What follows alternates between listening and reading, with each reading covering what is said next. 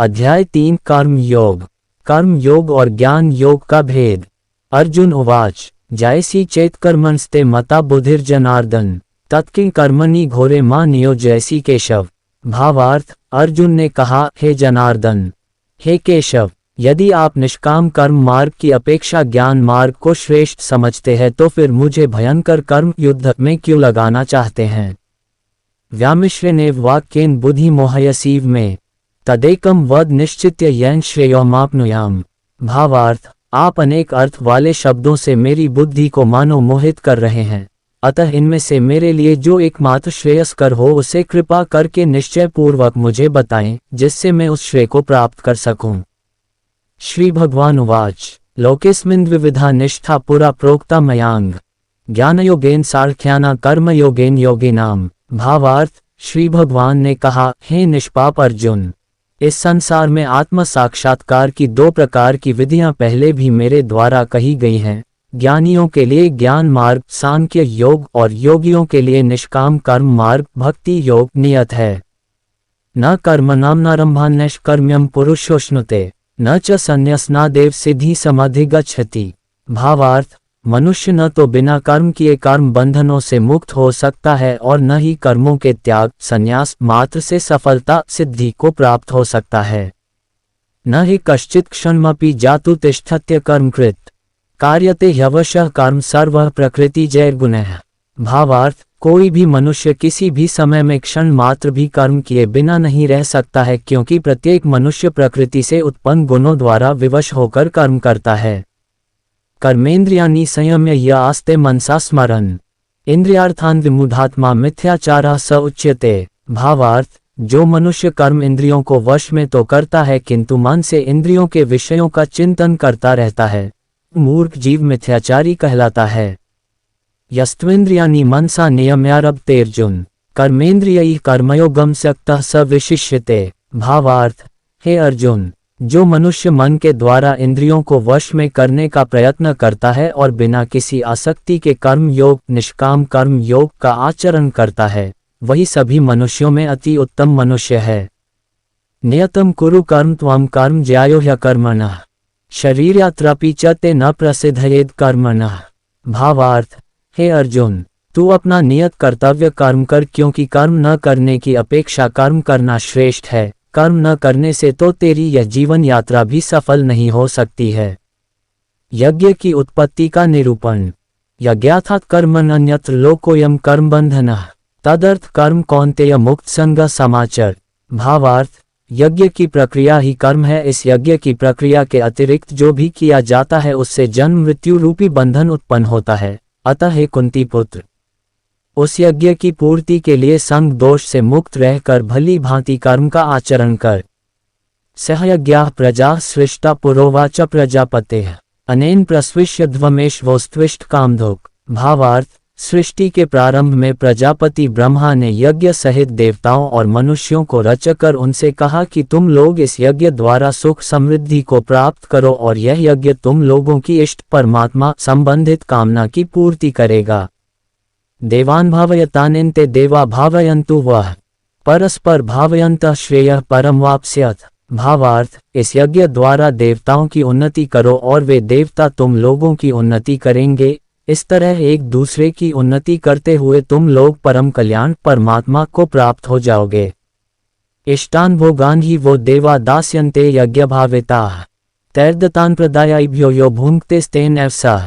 भावार्थ, यज्ञ द्वारा उन्नति को प्राप्त देवता तुम लोगों की सभी आवश्यकताओं की पूर्ति करेंगे, किंतु जो मनुष्य देवताओं द्वारा दिए हुए सुख भोगों को उनको दिए बिना ही स्वयं भोगता है, उसे निश्चित रूप से चोर समझना चाहिए। यज्ञशिष्टाशिनः सन्तो मुच्यन्ते सर्वकिल्बिषैः भुञ्जते ते त्वघः पापा ये पचन्त्यात्मकारणात्।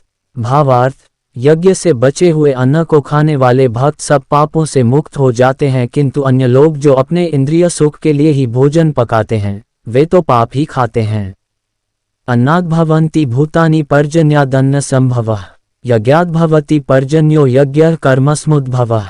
भावार्थ, सभी प्राणी अन्न से उत्पन्न होते हैं। अन्न की उत्पत्ति वर्षा से होती है वर्षा की उत्पत्ति यज्ञ संपन्न करने से होती है और यज्ञ की उत्पत्ति नियत कर्म वेद की आज्ञानुसार कर्म के करने से होती है। कर्म ब्रह्मोद्भव विद्धि ब्रह्माक्षर समुद्भवम तस्मात् सर्वगतम ब्रह्म नित्यम यज्ञे प्रतिष्ठितम। भावार्थ, नियत कर्मों का विधान वेद में निहित है और वेद को शब्द रूप से अविनाशी परमात्मा से साक्षात उत्पन्न समझना चाहिए, इसलिए सर्वव्यापी परमात्मा ब्रह्म रूप में यज्ञ में सदा स्थित रहता है।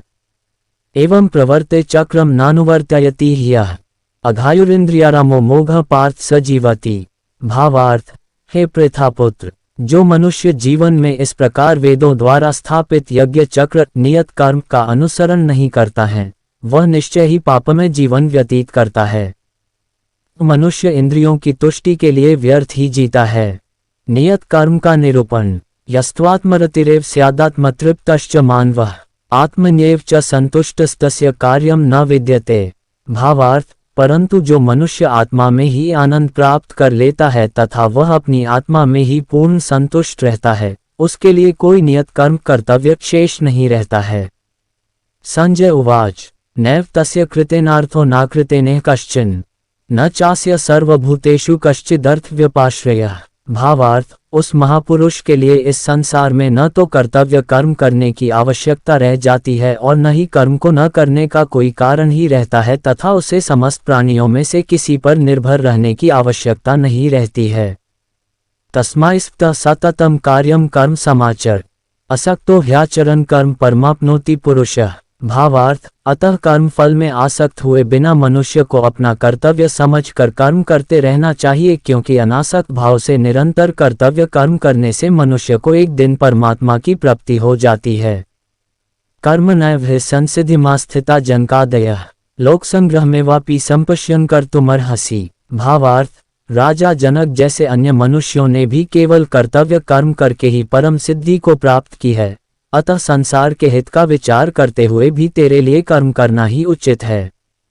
यद्यदाचरति श्रेष्ठस्तत्तदेवेत्रो जनः स यत् प्रमाण कुरुते लोकस्तदनुवर्तते। भावार्थ, महापुरुष जो जो आचरण करता है, सामान्य मनुष्य भी उसी का ही अनुसरण करते हैं। वह श्रेष्ठ पुरुष जो कुछ आदर्श प्रस्तुत कर देता है, समस्त संसार भी उसी का अनुसरण करने लगता है। न मे पार्थास्ति कर्तव्यम त्रिषु लोकेषु किंचन नान्वाप्तम वाप्तव्यम वर्तैव च कर्मणि।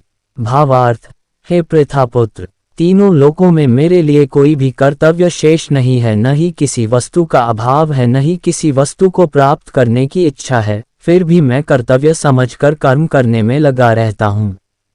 यदि यह न वर्तेयम जातु कर्मण्यतन्द्रितः मम वर्तमानुवर्तन्ते मनुष्याः पार्थ सर्वशः।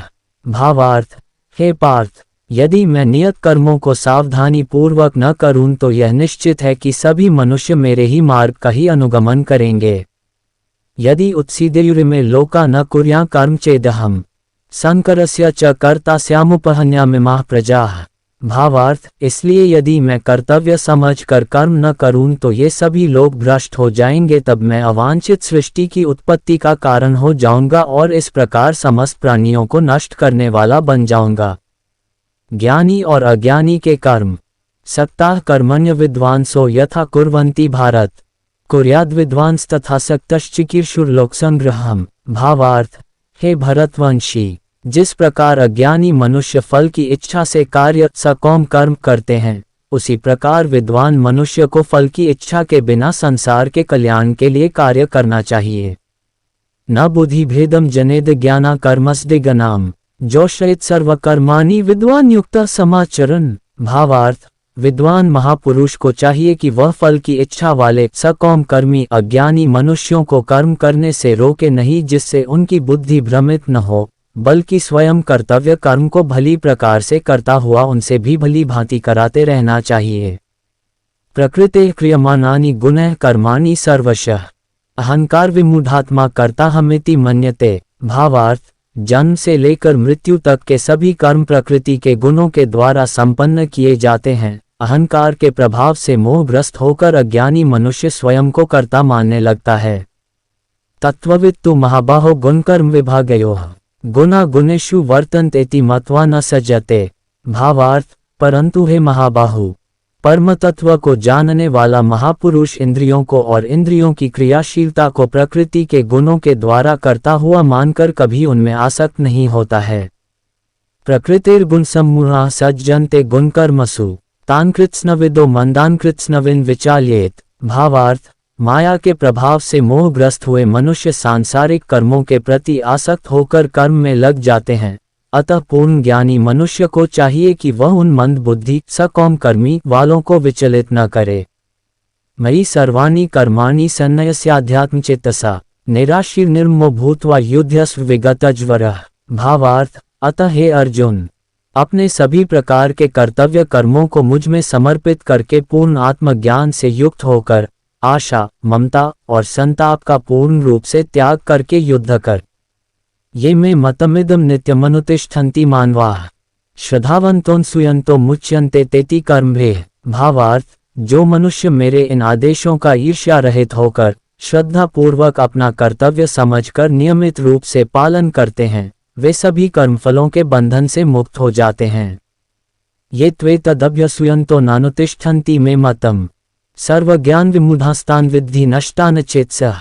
भावार्थ, परंतु जो मनुष्य ईर्ष्यावश इन आदेशों का नियमित रूप से पालन नहीं करते हैं, उन्हें सभी प्रकार के ज्ञान में पूर्ण रूप से भ्रमित और सब ओर से नष्ट भ्रष्ट हुआ ही समझना चाहिए। सदृशम चेष्टते स्वस्याः प्रकृतेर्ज्ञानवानपि प्रकृतिन्यान्ति भूतानि निग्रह किं करिष्यति।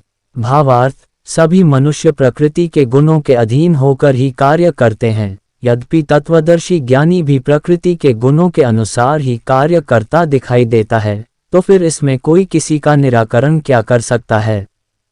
इंद्रियस्येन्द्रियस्यार्थे रागद्वेषो व्यवस्थितः तयोन वशमागच्छेत्तो ह्यस्य परिपन्थिनो। भावार्थ, सभी इंद्रियां और इंद्रियों के विषयों के प्रति आसक्ति, राग और विरक्ति, द्वेष नियमों के अधीन स्थित होती है।